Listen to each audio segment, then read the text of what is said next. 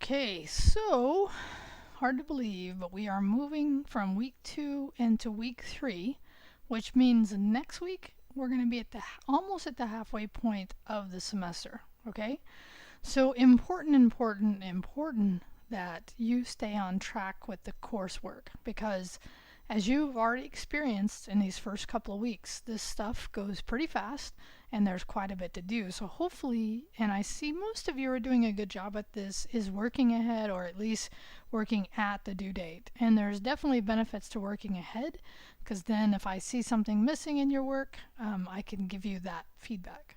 Okay? So in our class this week, and this is going to be the main focus that I hinted at last week, so I want to say it again. You're moving this week. On Monday, we start this transition from you coding out on GitHub directly. Okay, so how about I type GitHub correctly?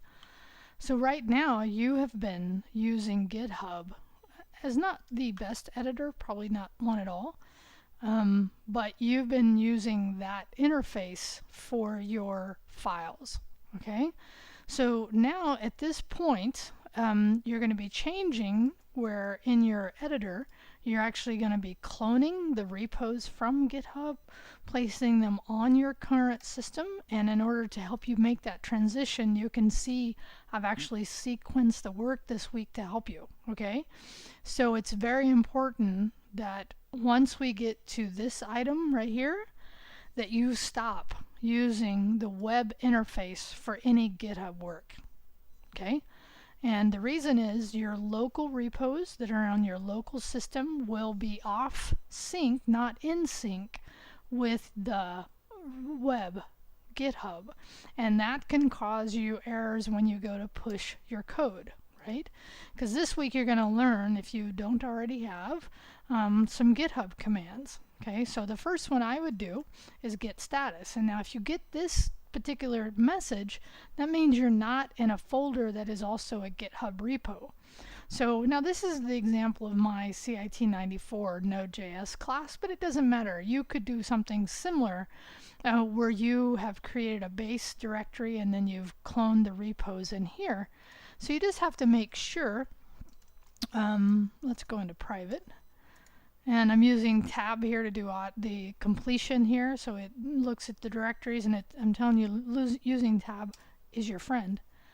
So now if I do a git status, I will see that there is a repo, and I can tell that by the messages I'm getting. I do see some red, which means I need to do my git workflow this, and so this is what you're going to learn, is how to do git add star. And I talk about this, so this is a little repeat, which I never think is bad in this case.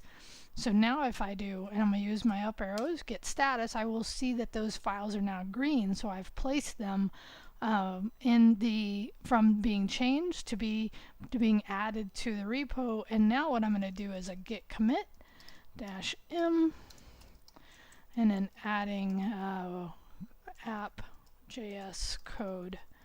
Now again, your messages need to be indicative of what you're doing, right? Or a declarative of what you're doing. Adding JS changes, okay? So it doesn't matter, but by the way, git status again, let's use our up arrows, right? So now I'm clean. So now I've committed them into the local repo, and now if I do it, and this is the part where it's taking from the local and it's going to push out to the GitHub, right, system, where you end up giving me a link to turn in work, right? So in that, and that's what you I have you determine.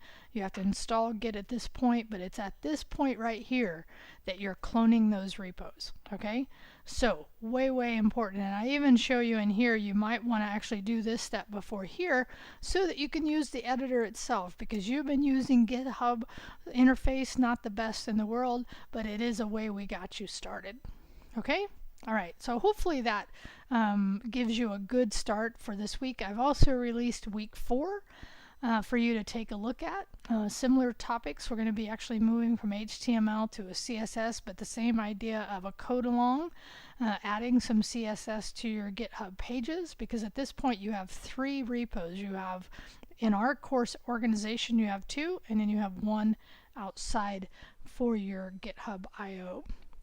The other thing I want to give you a heads up on is that a big part of this course is Project Zero. So what I did is you can see at least a draft of the requirements here so that you can at least have this in your head. And we actually will have a future discussion where we talk about this.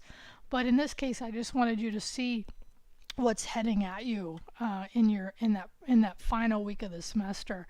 Again, 9-week course, right? This course should be feeling like it's really going pretty quickly, and it is. I mean, that's why, right? All right, hope you have a great week, and I will talk to you soon.